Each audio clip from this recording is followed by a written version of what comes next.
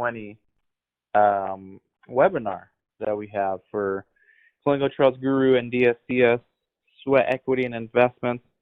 Very important topic about diversity, inclusion, equity in clinical research.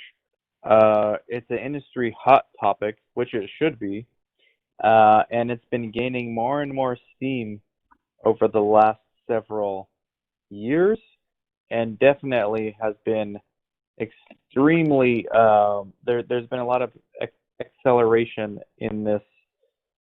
There's been a lot of an acceleration of interest in this topic this year, as a matter of fact. It kind of makes sense with everything that's going on in the world as far as diversity, inclusion, equity. These are all industry hot topics, and they're very important. So this is what this webinar is going to be about. As always, it will be recorded on YouTube and on the podcast. If you are watching or listening on one of those and you want to be on the next one live because you can ask questions, you got to subscribe to the email list. So just go to theclinicaltrialsguru.com, subscribe, and you'll be good to go. So how's it going, Chris? Going well, Dan. Thanks for asking. And yourself? Doing good. You're looking forward to this webinar with Carlos doing a really good job on the slides once again. So is that an assumption? Is that an assumption or a fact? Have you reviewed these? It's half. I've reviewed half. Oh, okay. So it's half assumption. Half of my brain capacity looked at it. Okay, perfect. So we'll go to slide number 2, right? Inclusivity. Okay, and a commonly accepted idea in clinical research is that study volunteers are not entirely representative of the larger population. This is true. And Chris, you and I and Dr. Al and Monica just did a clinical scoop episode. For those of you, you need to go subscribe to podcast and YouTube, The Clinical Scoop. We looked up lupus as an example, and we also looked up schizophrenia. And I think schizophrenia, it's 4 times more likely to be diagnosed amongst African Americans and 3 times more likely to be diagnosed amongst Latin Americans than it is against Caucasian Americans. Yeah, and we both found that surprising, I believe. Yeah, very much so. But then what these studies, especially studies like lupus, you're getting primarily Caucasian volunteers, and then lupus is a condition that affects women much more than men. And women tend to be a little more hesitant as far as joining studies. But we also have minorities, especially African Americans, understandably so, with Tuskegee incident, which stemmed from 1940, I think, until the 70s. That was a real bad scar on the industry that we're still dealing with to this day. Mm-hmm. And so we need to fix that. And, we think we have several ideas and we're actually implementing them, but there's more than one way, I think. But our idea is getting more minority clinicians, so PIs, nurse practitioners, yep, sub-Is, coordinators, recruiters, more minority clinicians working in the industry. I think that's where it starts, and I think, Chris, you also agree with me. Absolutely. That would make the most sense. And so, as far as inclusivity is concerned, this is not just, believe me, whoever is watching and listening right now, this is not just big pharma wanting to do something that looks good for PR.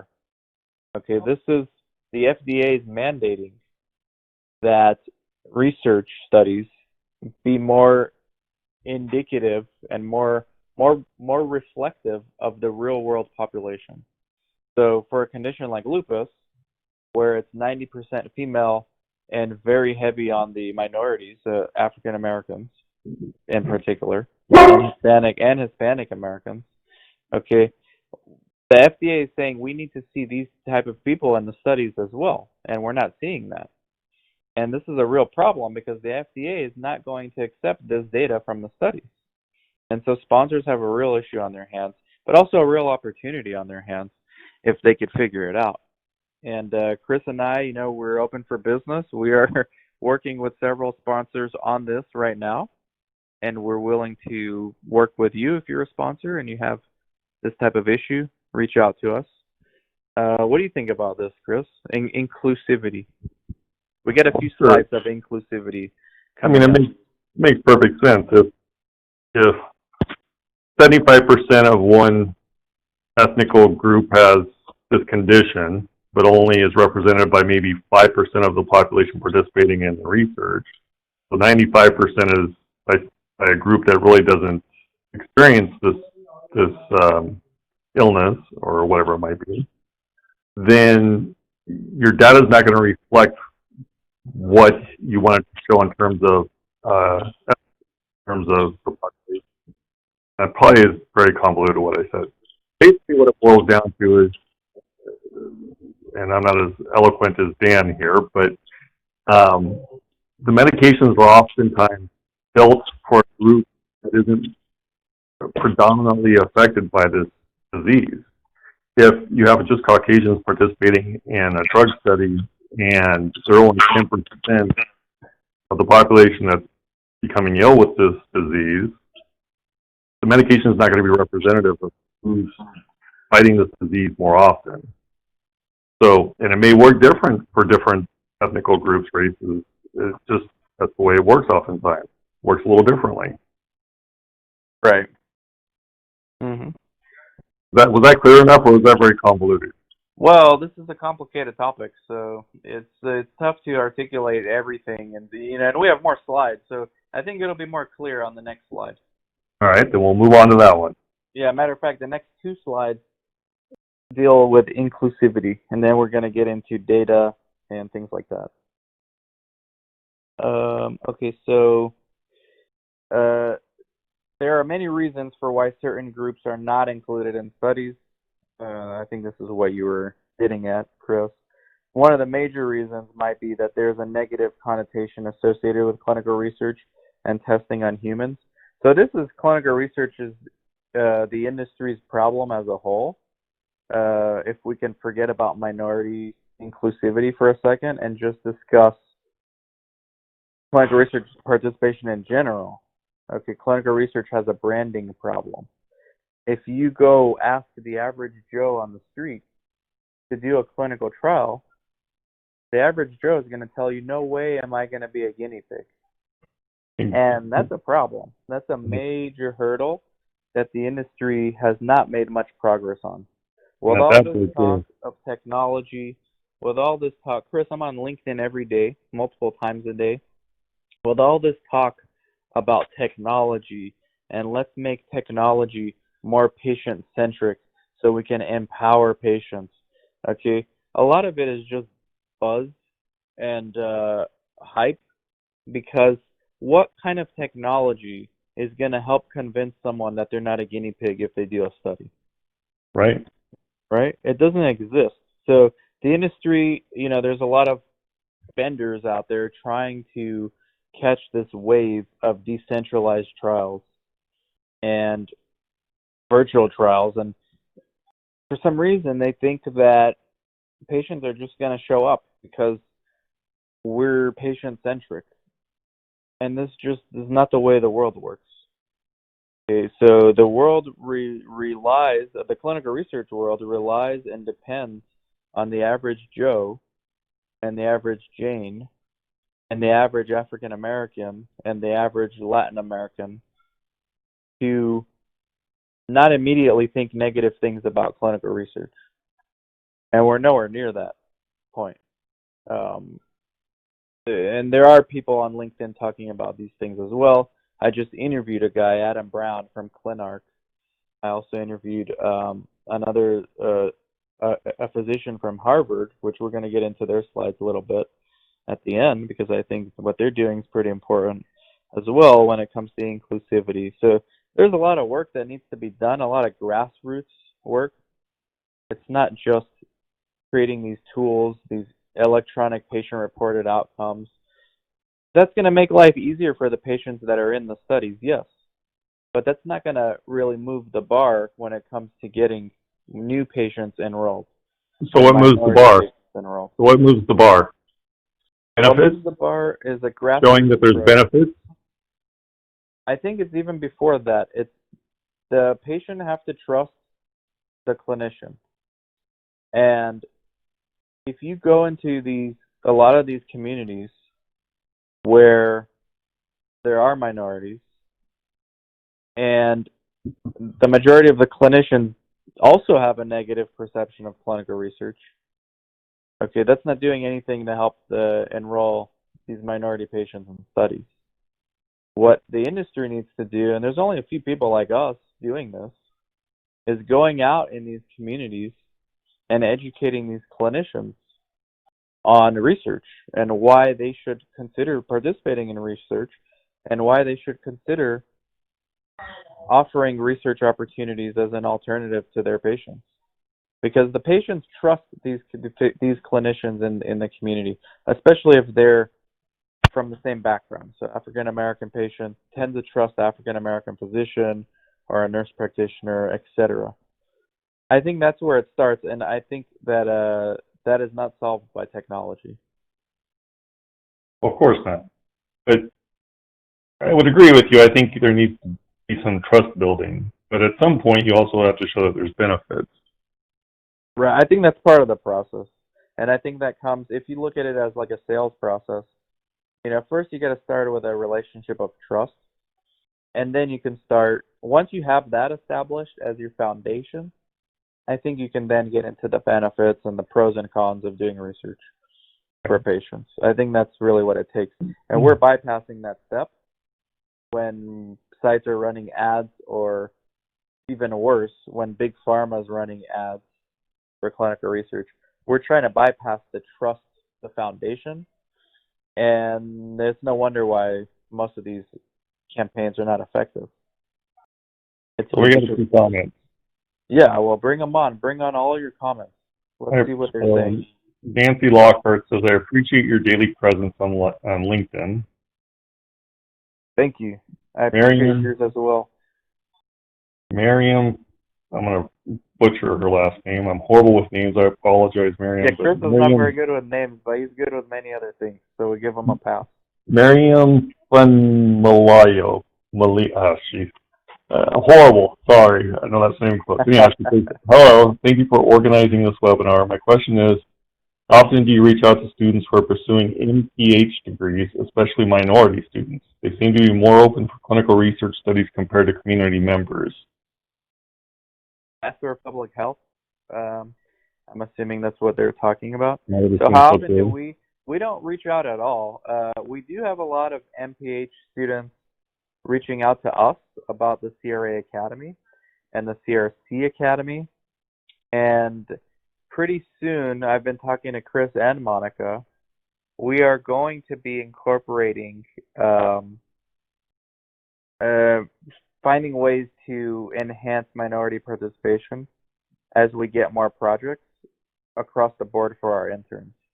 Right now, we are not doing very much of that with our interns because we have a breast cancer study, but we are landing some projects and hopefully more when it comes to the things we're talking about today with this webinar, inclusivity, diversity, and we do plan on having our students, because a lot of our students, you're right, are minority backgrounds. So it's like a perfect fit for the projects that we have coming up. So I think it's just a matter of time before we start doing that. But no, we have not been actively approaching Master of Public Health candidates to do research. We've been typically relying on them to find us. So Angel Moses says patients need to identify with someone that looks like them in the healthcare community to gain trust. Even then, it is a struggle. Exactly. I agree. 100%. And I don't think technology is going to help this, unfortunately. I think it's just good old-fashioned sweat and hard work that's going to help this. Yep, agreed. And we're willing to do it, even on a small scale. I mean, we'll take what we can get. Then I'll try it again, Miriam. Miriam Funmalayo, hopefully that's closer. Hello, thank you for organizing this webinar. My question is, how often do you, oh, I already read that. Oh, I went back. So we'll skip that one. We'll go to our next question. Master of Public Health, yes. Please share the breast cancer study with me. One of my areas of research interest. So, Miriam, that's first. Are you a student? Is she a student? Maybe the one in the current class, because if she's So, an intern, she would already be doing the right. exam. So if you're in the current class, Miriam, you will receive access to that once you've completed the class. Then Melanie Brewer, Angel, oh, they're addressing somebody else. This says, Angel, I agree so much with you. The studies have shown patients are more open to providers who they can relate to culturally and ethnically, and it improves their care. Yeah, So, I 100% agree. okay, so that's it for the comments so far. So we can go on to the next slide. This has been our thesis, and it's amazing to me how big pharma. I don't know if they haven't seen it. I mean, it's kind of common sense, but I think they kind of don't know what to do about it because it's a lot of work, and there's not real profit in at least at their scale. It's not their core competency to go help sites get started. You know, that's kind of like where we fall into this, Chris. I mean, this is our core competency. So I Sure. think we have been, you know, as the social zeitgeist has been moving us towards more inclusivity and diversity. I think Chris and I have been the beneficiaries of this, at least starting to be. So, knock on wood, we'll get more projects like this. Mm-hmm. Slide Where are 4. we now? We're on slide 4 now. Okay. Oh, well, we missed a bullet point on the bottom of slide 3. One controversial reason might be that clinical trials don't pay participants enough for them to justify staying in a trial. I think Carlos got this bullet point from my interview with the doctor from MRCT from Harvard. And so for those that haven't seen that interview, go watch it. I think in some studies this is the case. Yeah, we can go to slide 4. Slide 4. Another factor for the lack of inclusivity is that many sites have office hours that overlap with typical work for most people. This is also true. Uh, you know, most sites are open 9 to 5, 8 to 6, right? And so they don't really consider the time for people that work those same hours.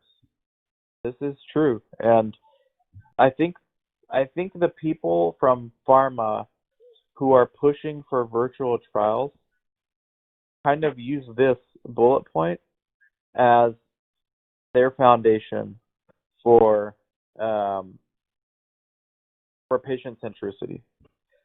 But this only helps for the people that have already agreed to be in studies.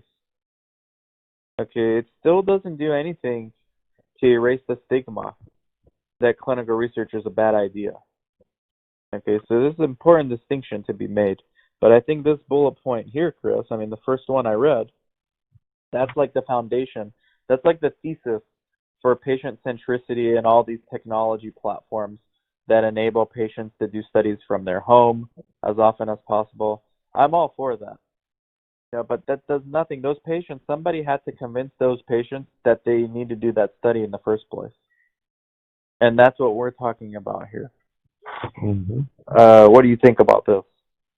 Yeah, I would agree. You agree? Good. No more comments. You interrupt me when there's comments, okay? I will do that, and I'll interrupt you when I have something important to say, or at least I feel so. Okay, good. Just like in our meeting Friday, we're gonna practice. No, that's different. Only Chris and I understand what we're talking about. This is true. Okay, so second bullet point: the sampling bias that occurs produces results that are poor generalizations of the larger population. This is what we were talking about in the beginning with the FDA. They're not going to accept data if it's not reflective of the general population. What happens? You know, different races, different ethnicities, they process drugs differently, Yep. right? So That was my point earlier.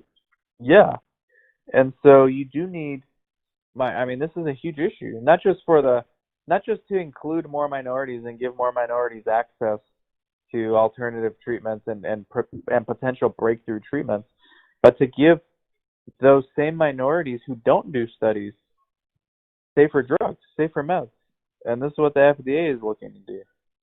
That's so correct. It's not just about good PR for the drug companies. And lack of inclusivity produces lower quality data. This is true. So next slide, we got sharing data. Okay, this is where we get into some technology. It could help. So these are some other ways besides some grassroots approach. One way to mitigate the effects from studies with unrepresentative populations is for researchers to share data. This is true. Like when a doctor, especially a key opinion leader, publishes something on PubMed, they usually get their peers to review it. Okay. What this tells me is not only do we need to share more studies, more data, not only do we need more pilot studies, but we need more minority physicians doing these studies. We basically need more minority key opinion leaders if we can get that. And they're out there, okay? They just need to be shown research as a viable business opportunity for them or a viable scientific opportunity for them, or both, right? And we know a lot of doctors that do pilot studies, but I think we need more minority physicians doing these pilot studies, or at least the physicians that are doing these pilot studies sharing the results, sharing the data, even when drugs fail, right? A big problem with clinicaltrials.gov is sharing study results. So sponsors are supposed to post their study results. They tend to only post good results. They don't post bad results. And posting the bad results would be helpful because it would help other researchers learn more, maybe do better studies, maybe design better studies, etc. You have any thoughts on this, Chris? No, I was reading the next comment from an attendee of the webinar. Oh, what do they have to say?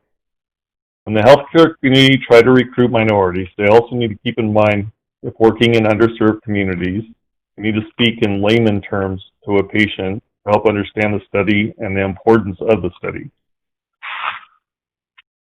So basically, well, like the way the informed consent's to be written. It's to be written in such a way that anybody who can read can understand it. So I think it can be written at an 8th grade level. Right. So that's essentially what this person's saying. It's not, you don't want to speak scientifically or over their head. You want to be able to relate to them and speak in terms that they'll understand. Absolutely. Now, when it comes to sharing data, what we're talking about right now, this is meant for researchers. This is meant for peer-to-peer sharing. So we're talking about one physician doing a pilot study and then publishing their results so that other physicians, hopefully minority physicians that treat minority patients, can look at, right? And we're not getting enough data being shared, basically, is what the industry, one of the problems that we're seeing. Would you say there's another component to that. There may not be enough information to share because of the lack of involvement. Yeah, well, if there's a study done and there's data captured, there is information to be shared. Now, the question is this data valuable? And so this goes back to study sponsors typically just posting the good study results and not the bad study results. I think we need both to be shared. It's actually mandatory both are shared, but it's not really enforced very much. No. Talking about clinicaltrials.gov? Yeah, we need more physicians and clinicians educated on studies so that they can be more informed and give a better opinion to their patients. Well, there's a question about sharing data. What can be done to increase sharing of negative data or bad results? What can be done to enforce this? Or just enforce it more. I know the clinicaltrials.gov used to be under the ownership of the NIH. I think it's now under the ownership of the FDA. So it's just a matter of enforcing it and fining. I mean, that's above our pay grade. If you pay me enough, I'll fine these companies. Yeah, right. But yeah, unfortunately, I haven't been given the okay to do this. It'd be kind of fun. We're open to it. If somebody wants to hire us, we'll do it. Yeah, absolutely. I'd actually enjoy it a little bit. So, well, we'll give Chris the main duties then. For a while. It'd get boring after a while, but it'd be fun at first. Yeah, then we could have student interns do it. Yeah, there you go. Sharing data may help to reduce the number of failed studies, small trials, or underpowered trials. Exactly. So you can fail faster. You can basically innovate quicker if you fail faster. Slide 6, continuing sharing data. We have a few more on sharing data. Sharing data is also helpful for physicians who may prescribe off-label medications, which are basically small clinical trials in and of themselves. I mean, without really being a clinical trial. If it's off-label, if there's data on a drug, if there's enough data on a drug, it's going to help physicians be able to more educatedly look, what's the word I'm looking for? More intelligently prescribe, right? Even if it's off-label. Look, some of the best doctors in the world know how to prescribe off-label, and they do it because no one else is willing to do it, but they do it because they're well-versed in the latest research. And they're really the pioneers. They're the potential KOLs too, key opinion leaders. So we need more of those doctors, I think, actually participating in research. Patients can also benefit from the availability of shared data. Most patients don't get told the results of the trial they participated in, and might never know if they received an active medication in a double-blind study. Now, this is what I got from the director of MRCT with Harvard. It's crazy that patients, most of them, don't get told the results of a trial they participated in. Like, they don't get told the results.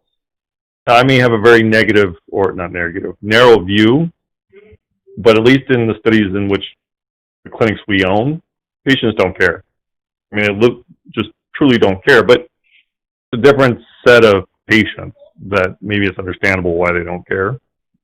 So I don't know if more healthy, normal patients, maybe they care a little more, whether or not they would receive active drug or not. I suppose if I were to participate in a trial, I would want to know. Yeah, I mean, you see this a lot in oncology, where patients are like lupus, for example, Alzheimer's. If a patient's in a study and there's 2 comparator treatments, but they're blind, right?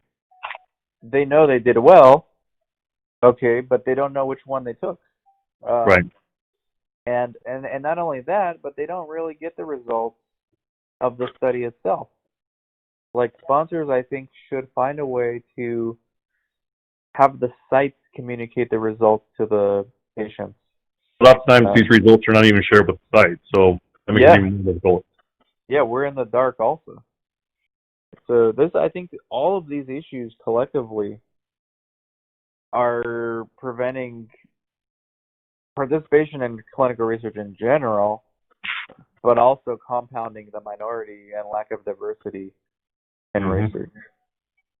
It's a huge problem. Big, ugly, fat problem. Big, ugly, hairy problem that is a lot of opportunity for a lot of people if they could figure it out. Slide 7. Sharing data can go a long way in making the industry more transparent, and sponsors can also benefit from sharing data with others in situations that demand different requirements for medications to be approved in other countries.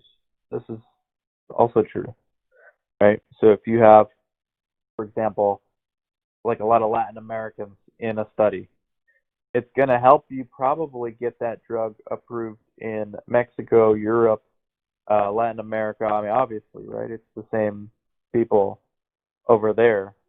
And so, or vice versa, right? If you have a lot of, like, let's take Spain, for example, right? We know they do studies in Spain, obviously in Spanish, right? I mean, all the rating scales. We do central nervous system, right? So we do schizophrenia. Oftentimes what prevents some Latin Americans from participating in research in the United States is if they don't speak English. Well, the excuse has been that there's no scale that can be translated into Spanish that's been certified. But then my response would be, well, how are they doing this study in Spain? What scales are they using there? It's the same scale. So it's really just a matter of sharing the data and sharing not only the data, but the tools, the best practices to be used. I thought when I interviewed this person from Harvard, I keep forgetting her name. It's been like over a month, but the podcast is out there. Um, we're going to get into those slides next. She brought up that point. You know, how can they do a PANS in Spain in Spanish and tell you that they don't allow that in the United States? And it makes sense if you think about it. So, any thoughts on this, Chris? No. Now we go to slide 8.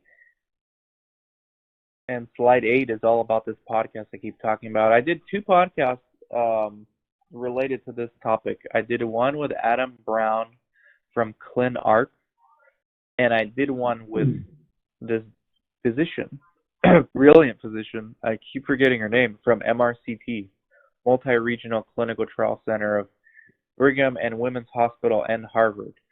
So basically, this organization exists to tackle all the issues we've been talking about so far. I mean, they're a nonprofit, so they survive on donations from industry, from patient advocacy groups, government grants. They do a lot of studies themselves on techniques and approaches. So anyone who's interested in this subject definitely needs to check out the MRCT website and start networking with some of those. They're all on LinkedIn. They're all over social media, so go network with them. They determine the level of inclusivity of a study by looking at pretrial data, materials provided to patients, patient engagement, patient education, and study design. So basically, sponsor comes to them and say, hey, we're planning this study. We want it to be inclusive of the general population for this condition. Help us with pretrial data, materials, etc. Company like DSCS, what we do, sponsor comes to us for the exact same thing, but they say, hey, help us find the sites and help us train these sites, even if they're research naive. As long as the sites have access to these patients that we're looking for, we want them to be well-versed on research. So help us find these sites, and then you train them. That's really the difference between us and MRCT. We kind of get involved before they would get involved, if that makes sense. Just a little background on them. And then the last slide, most of the studies that the MRCT Center produces are focused on analyzing policies and conducting meta-research. Okay? And the MRCT Center is focused on patients and has looked at the language found in ICFs and the data patients produce and study results. They look at all this stuff. So it's a really interesting group to interact with. And like I said, a lot of opportunities in this space and around this topic. So that's pretty much it for the presentation, unless Chris has anything else to add, or unless any other people have any questions or comments. If you're looking to break into the industry, you probably should look here, because this is a place that people need help. Very good job, Dan. Oh, thank you.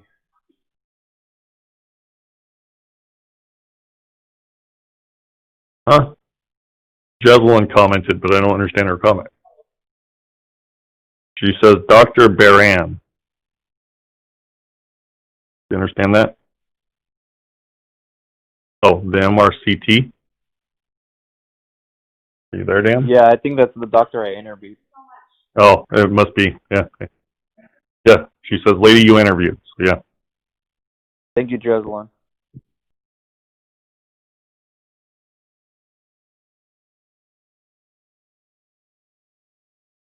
She says, you're welcome.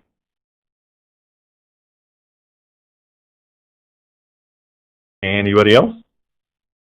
Anybody else want to correct Dan? What's that? I said, does anybody else want to correct Dan? Oh, yeah, please. We welcome all. Actually, send all your complaints to Chris at Hey, brkthru.org. That was not required, requested. This was a good one, guys. It's an important topic. At the end of the day, it's not that complicated. At the end of the day, technology can be a tool, but it's not the leading tool. The leading tool is not, unfortunately, the leading tool is human-to-human interaction.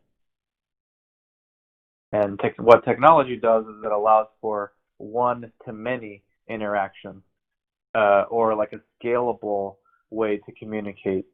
That's fine for when the study is already ongoing and you want to make the study easier for the patients to participate in. But to get them to even consider a study requires human-to-human, face-to-face, boots on the ground, all the cliches you can think of, grassroots, all those cliches. This is what it's going to take. Blood, sweat, and tears. And we need more minorities,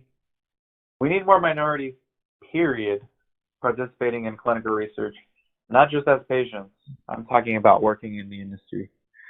And the industry actually has done a fairly good job with inclusion.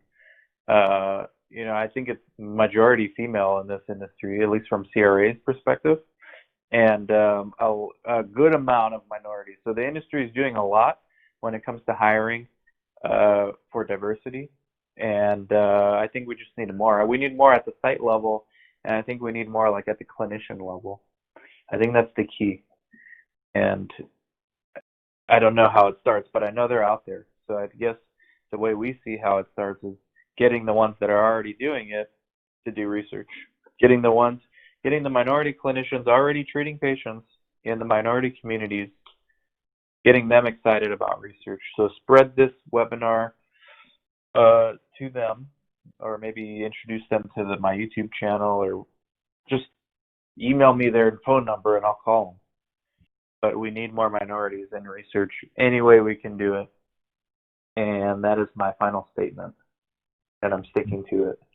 And then Angel, Melanie, and Nancy, I'll say thank you. Very informative.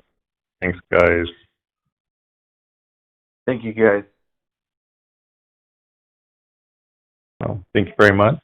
And thank you, Chris, for hosting a wonderful webinar.